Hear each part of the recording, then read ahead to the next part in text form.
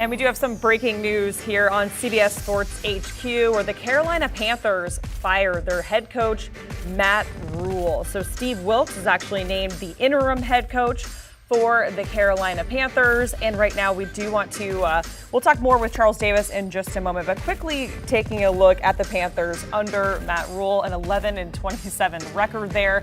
Ranking 28th in the NFL. Turnovers, that's at 57. That is tied for 26. So again, the Panthers firing Matt Rhule as their head coach. And to talk more about this, we do want to bring in CBS Sports NFL analyst Charles Davis. And Charles, you were actually in Carolina there calling the game. You saw that loss to the 49ers. So first, we just want to get your initial reaction to this news. Not necessarily surprising, but what were your initial thoughts when you heard that the Panthers are parting ways with Rhule?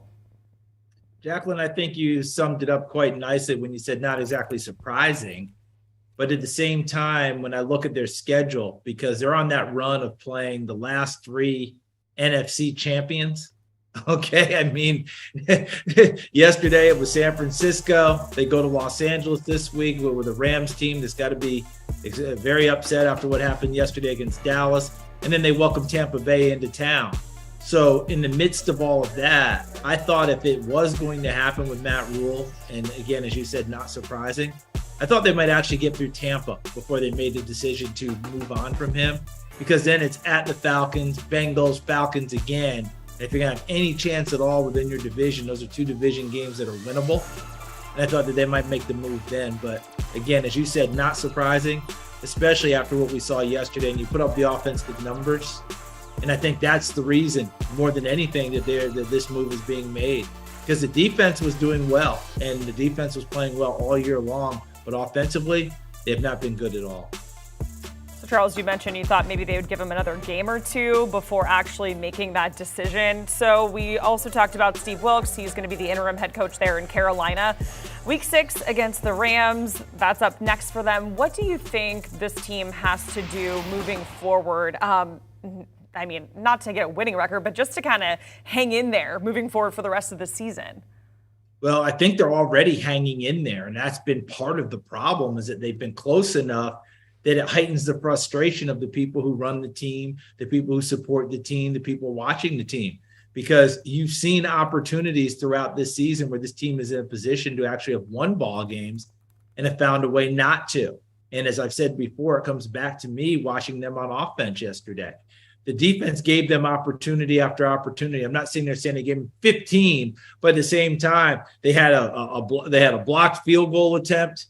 They had a takeaway on a fumble by George Kittle. They gave the offense chances in decent field position to convert and make bigger plays. And when you have playmakers on your offensive side, such as a DJ Moore, 3 straight years over 1,000 yards, 3 straight years over 1,200 scrimmage yards, he's not touching the ball much. Robbie Anderson, a noted deep threat who's had nearly 1,000-yard season in his career, he's not touching the ball much. Christian McCaffrey, they're trying to get him doing it in the run and the pass game. He can't carry the load alone. And Baker Mayfield, the quarterback, has just not been what they've needed from him. They've not been giving him what they've needed in terms of accuracy and consistency throwing the football.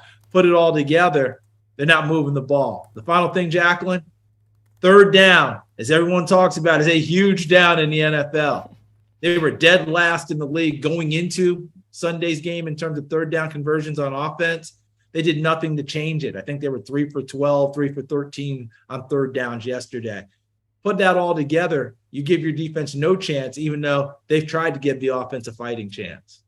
Now, Charles, you were mentioning playmakers there, but you didn't say anything about Christian McCaffrey. So how much of this is a coaching issue or just because we're dealing with injuries like McCaffrey?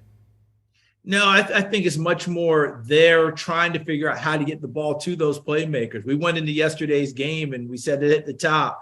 The numbers on the field are 2, 3, and 22 in terms of offense. And 22, of course, is Christian McCaffrey. Can they get it to him more in the run game? Can they use him more as a pass receiver?